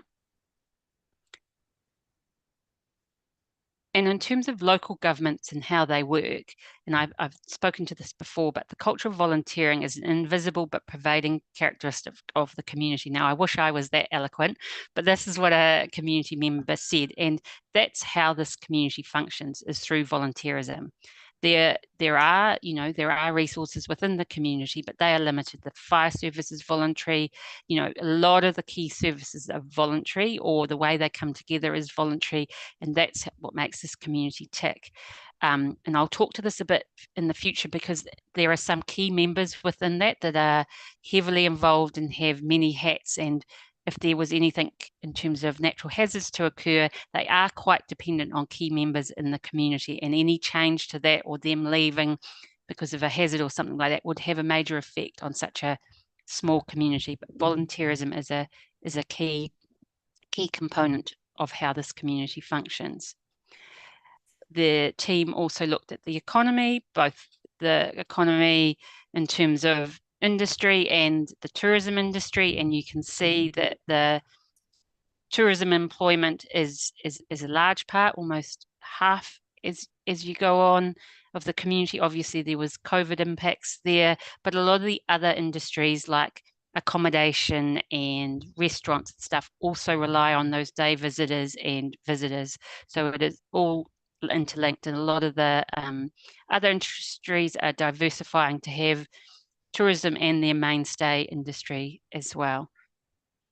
And then also with the GDP, this just demonstrates it again. Obviously, this is only to 2022, and things are starting to come back from COVID more now. And so lastly, I'll just talk about natural hazards and community preparedness. They spoke about previous events and their experience and how they have learnt from those. 2 key emergency management documents are in place. One's currently draft, and then obviously the community response plan they are working on. It's not currently public facing. And then there's the community preparedness, which is the next slide. This community is used to having to be resilient. The roads being cut off at times because of rain. So, food storage, batteries, backup systems, weather warnings, watching the levels of the river is all the day in the life for most people. This is just how they operate. They are very aware of their environment. They are right there within it. They're looking at the water levels. When we went to the local school, the kids could even tell you what they do in a storm event. Our dad goes out and checks the river levels, and we make sure we've got our batteries charged, and we get our food together. That it's just a part of living there and being aware of the elements that are around them. And so moving on in terms of resources within the community, they spoke a lot about the assets they have there. Obviously, they are very worried about their road, but they looked at the options of water transport. There are a large number of boat owners. In an emergency, there are helicopter operators in the area. Flood mitigation, they have the golf course and the flood bank at the moment, not the food bank, sorry. Alternative energy sources and supplies. They talked about Camp Glenorchy. They have fuel tanks. Some of them have generators. They have their food sources, diverse heat sources, Starlink. They talked about the community hall being used for people's furniture and stuff when they needed to clear houses out before floods, and many other things that they spoke about. A lot of machinery and tools in the area, the clubs and how each club plays a role in responding to hazards. So there was a lot of different things that they spoke to in terms of assets they had. So status quo assessment, which is what we assess the hazards against. In terms of the sensitivities of this area, from a social perspective, there is an aging community there. They spoke about a high needs community, and what they spoke about that is people who kept themselves pretty isolated, were newer to the area and probably weren't as connected to other people, weren't aware of the elements as much as they should be, were highly dependent in maybe getting things in rather than having resource and reliance on themselves. They spoke about tourists and visitors being very sensitive, that they wouldn't be very prepared if there was an event, and that the locals would have to feed and house these visitors and those that had health or disability issues, given there is only limited primary care in the community. And from an economic perspective, income sources are quite sensitive because they're based on the environment and they're based on visitors, a lot of them, reliance on a single industry, reliance on visitors, reliance on built infrastructure, the road and being the only road in and out, and reliance on the natural resources of kind of what it is they're selling the tourism on, or, you know, the walks, the tours and such like. So they were quite sensitive from natural hazards. So moving on to adaptive capacity. Sorry, I'm moving through this, but I'm aware of time. So from a social perspective, decision-making and leadership, financial security, food and water security, housing security, their connectedness and their knowledge and awareness of skills to face natural hazards. Some of what I've already spoken to on that community baseline. And then in terms of adaptive capacity from economic, the business community is highly resilient, balance economic benefits of tourism and the landscape with their way of life and needs for economic stability. The business community actively seeks sustainable operations to mitigate risks and ensure resilience. But due to the dependence on natural environment, visitors and critical infrastructure, this does leave them highly vulnerable to natural hazards. And then moving on to the scenario assessments. And just noting that these, oh, sorry, I'm just reading off my screen. Just noting that these are potential. So looking at kind of with way of life, obviously there will be housing damage, temporary or permanent displacement, where to rebuild, way people work, there'll be connectivity issues with road damage, business damage, their customer base in terms of those day visitors, education disruption to high school if the road is closed because they travel to high school, community cohesion, they will come together as a community initially, but then if there are people that decide to leave because their houses are damaged or such, it's a small community, and few key members leaving could have quite significant impacts on social cohesion, community character, if there was damage to the natural environment or the community assets, and community services in terms of damage to the building. Some of them are in those kind of more sensitive areas, access issues, the fire in the ambulance building and an identified liquefaction area. And if there are repeated disruptions, for example, on the moderate flooding events, if they happen time and time again, people might question the viability of living in the area, and there might be a loss of industry and a loss of community for those who are so reliant on that connection that repeated disruptions may be more than they can tolerate. And then from an economic perspective, the magnitude of potential economic impacts depends on the extent and the severity of the damage and the period of disruption to households, businesses and livelihoods. Often, obviously, if it's more extreme, then the severity will go up in terms of longer, particularly if the road is out for a long time or there are a lot of houses or businesses damaged. Number of houses and severity of damage, the repair of capital infrastructure such as road repairs and replacement, temporary access, cleanup of the debris and alternative access, and then the short-term economic losses I spoke to about, such as the disruption of the tourism and hospitality industries due to closure of the roads, but also a lot of people work in Queenstown now or are dependent on employees coming out, and then sustained loss in revenue due to a period of reduced tourism if it takes a long time to get things back up and running, employment decline, potential weakening of insurance market and increase in premiums, and then there may be increased uncertainty and perceived risks around investments. So that is a whirlwind tour of the project. There is a lot more in the report itself, and I provided some more slides that you can look at, but happy to answer where I can any questions. Thank you very much indeed, Joe. So look, how about now we do open it up to questions, but to start with, just about that socio-economic assessment report? Do we have any questions? Yes, Councillor Scott. Yeah, cool. You're turning on mic on, please. Cool. Did the community open up or raise the possibility of proactive relocation from the Glenorchy area, bearing in mind the significant hazards that are there?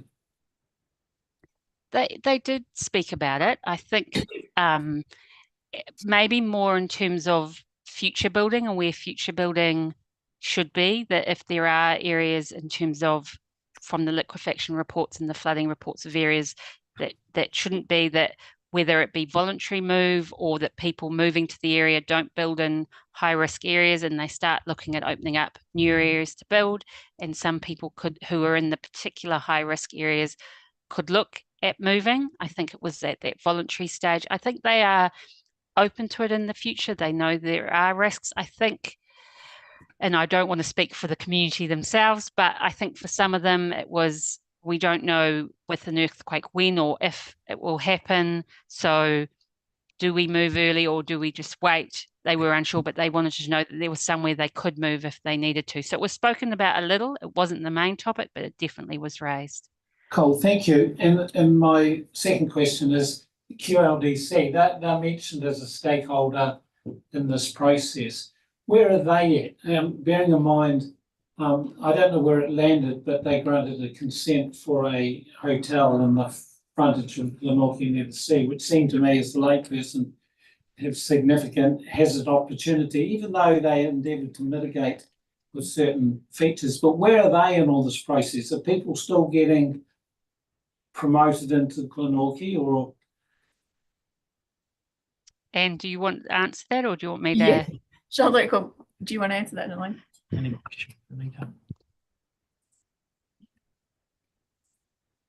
Sorry, I did not hear that question. Apologies. That's okay. Was it long? Sorry, I can't see. Yeah, I'll make it as sure as I can. Sorry. My mic's not. QLDC, where are they at? Because they granted a consent for a hotel or tourism venture in the middle of the liquefaction zone. Are they continuing to do that? Or is there a, with all these reports, is the boat starting to change direction?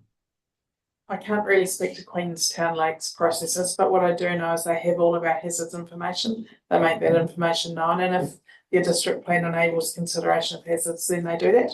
But we still do submit on consents as required to make sure that the most up-to-date hazard information is available to them to consider on a case-by-case basis. Okay, thank you. Thank you. Do we have any further questions about the socio-economic assessment report? Councillor Malcolm. I've got a few.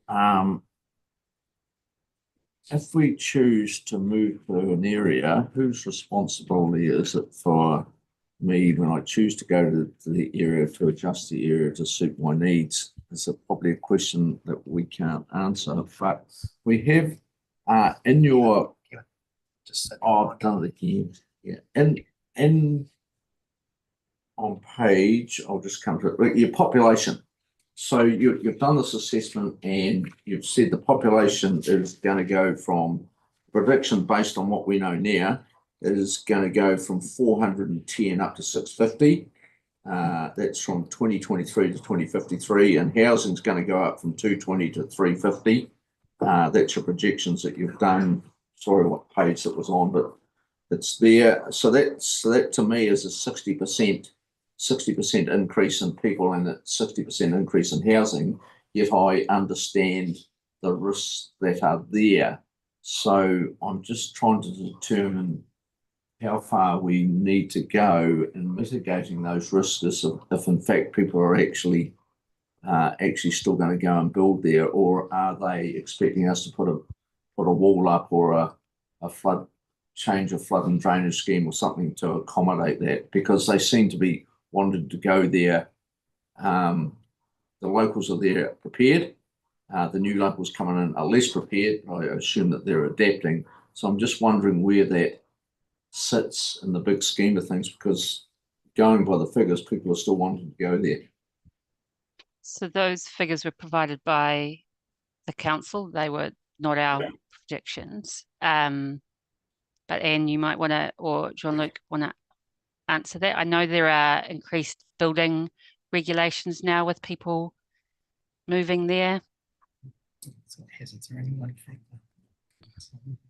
Yes, so hazards are one factor, and also it's, you know, where land use planning and development is directed towards. So not all of the land has the same level of risk. So another piece of information that you will have at your disposal for decision maker will also be the risk assessment, which is coming up in June, and that will give the magnitude, quantify some of the higher risk areas for the township and for Kinloch. But that doesn't preclude for the head of Lake Wakatipu area for opening up other land. For example, QLDC could potentially do that. That would be part of their potential spatial planning. So to direct. So there's some higher risks land exists at the moment, but that doesn't necessarily say that future development would have to occur in those areas. Yeah, because it's the population has increased from 2006 quite dramatically.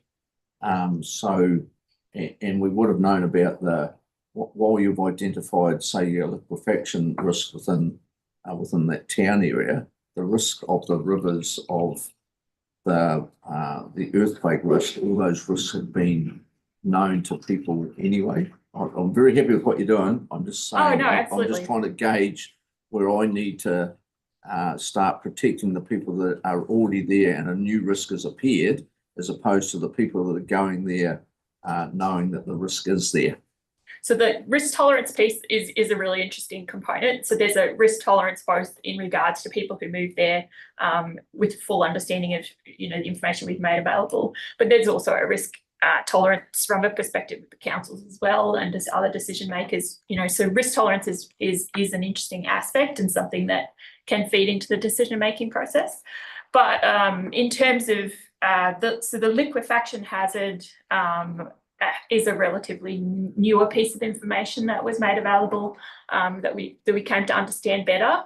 The flooding risk, for example, it doesn't necessarily apply to the whole town. So there's different areas of risk.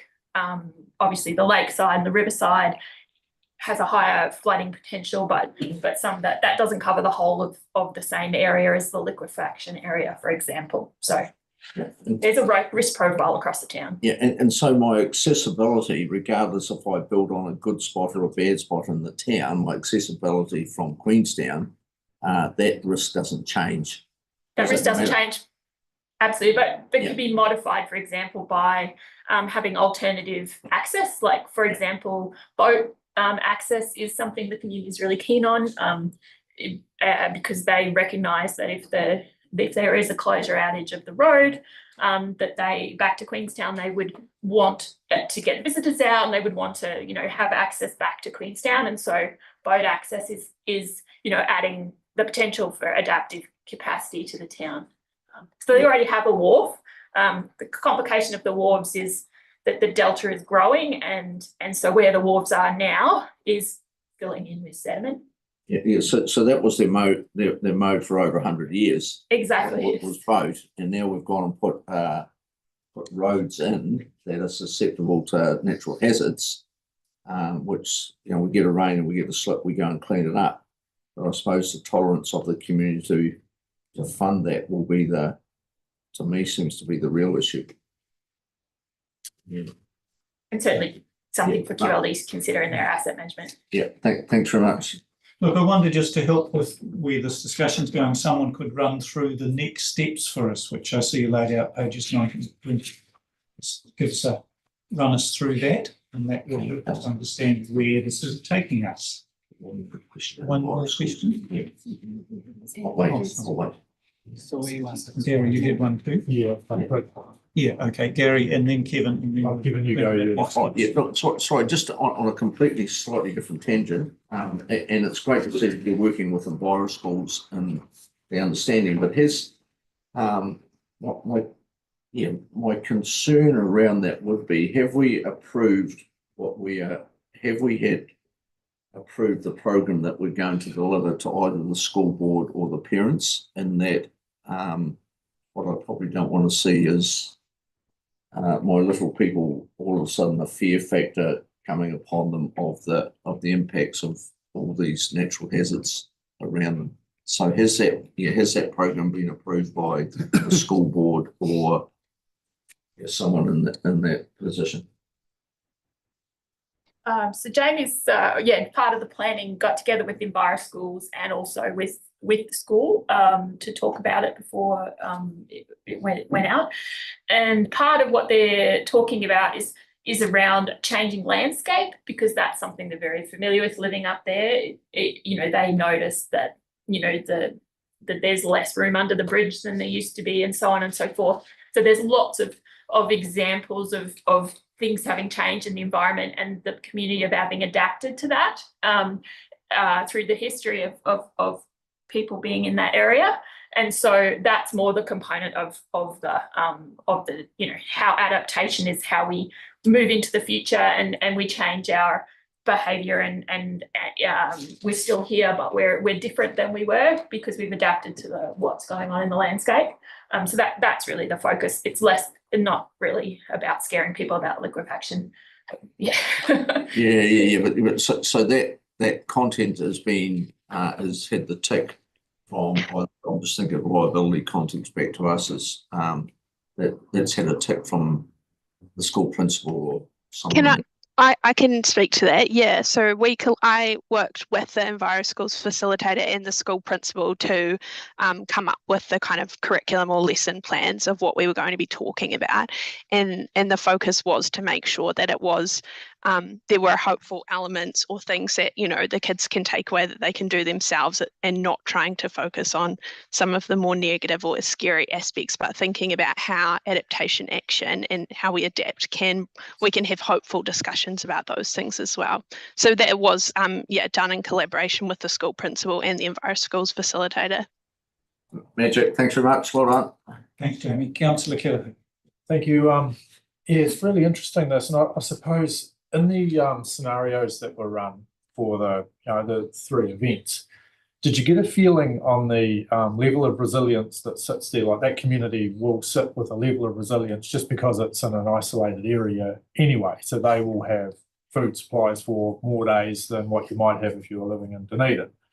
And I'm just curious around, like, I could see in a major event, the likes of the helicopter operators that are up there, the boat operators or whatever, become very critical in assisting the community in the initial stages. But, they will carry fuel for X amount of time because they live in an isolated area. But then do they carry enough fuel for what might be another, say, week of isolation or whatever? Do those boat operators have actually got suitable boats if you were trying to get people out in medical emergencies or whatever, having open top 8-person jet boats that go up the dark or whatever might not be that suitable. So was there a feeling of just what level of resilience is currently sitting there that could accommodate an event? Or were they saying, oh God, no, we're actually sorted with this.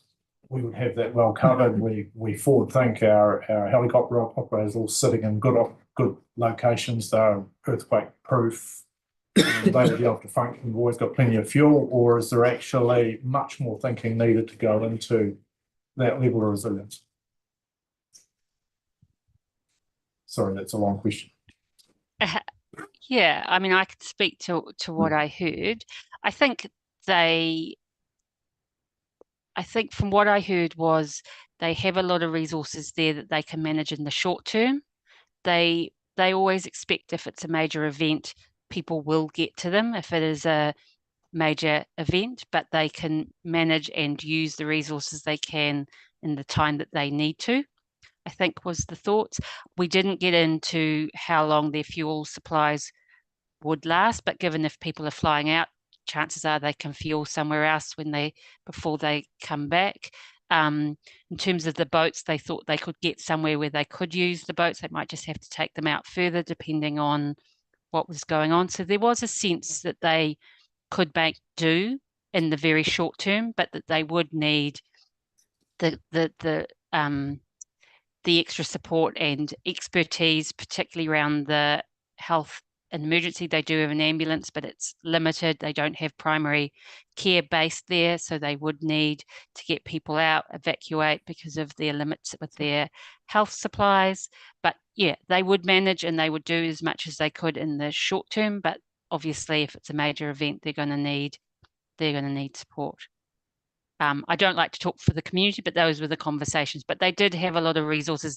There were a lot of people with fuel supplies and stuff around the area for their own needs, but obviously there would be limits to that. But we didn't quantify how long that would last for. Yeah, great, thank you. Thank you very much. Now, I wonder if we could just run through the next steps. Someone be able to do that for us would be a help. Yeah, I can do that. So next steps for the work program, we're working through some engagement and the program activities. So that's in table 2 at the end of the paper. So that includes the delivery of the additional technical studies, likely to be in June, and we would likely to be presenting those to the council between sessions. So we make arrangements for that. Once we have those and we've presented them to council, we will then want to take them to the community as well and present those findings of the risk assessment and the engineering study to the community. As well, we want to have discussions with both councillors and the community about pathways, preferred pathways, you know, what are some triggers and thresholds might look like for this area so that we can come up with some preferred pathways. We'll also have a screening assessment coming from OCAHA to help feed into that process as well. And so those are the next steps heading into Q3. And in Q3, we'll be expecting to have a draft of the a draft of the strategy available, which we'll ask you to make available to the community, and so that's a sequence of activities where not problem. Yeah, and we'll continue the quarterly updates and add in additional workshops as required to bring the information forward. Thank you very much indeed. Look, are there any further questions about the economic assessment or the paper as a whole? No. Anything essential that else we need to know from the panel up there? No, we know it all. Thank you. Look, as if we go back to the recommendations then, which are the second page of the paper, recommendations are about 1, noting the report, 2, noting the socio-economic impact assessment, 3, noting the findings of that assessment, 4, recommend that council endorses the use of information to help form the natural hazard management and adaptation planning, and 5, note the natural hazards adaptation, the work program and the community engagement. What's that, Alexa? Move those. Alexa, moved by Alexa. Do we have someone prepared to second that? Councillor Weir, is there any discussion on that? No one need to speak. I'd just like to say that this has been a long process and it's ongoing, and good work, and on we go. I'm sure at some stage it will get quite fraught in some areas, but in the meantime, we'll go on. Thank you. And thank you to the team for doing that. So the next meeting is the 22nd of May. Is that being well promoted? Yes, so there's a media release. It's been posted on the various community Facebook, for example. Yeah, so we've got some comms around it to get the word out, and it's also being shared through community notice boards and things like that. And so, yeah, we look forward to council participation as well. Thank you. Thank you. Thanks very much. Thank you very much. Well, look, then I think we will put those 5 recommendations. All those in favour? Aye. Against? It is well and truly carried. Thank you very much, those online, Joe and Jamie and Charlotte, if you are still there. Thank you very much indeed. Thank you to the panel up front for all your work.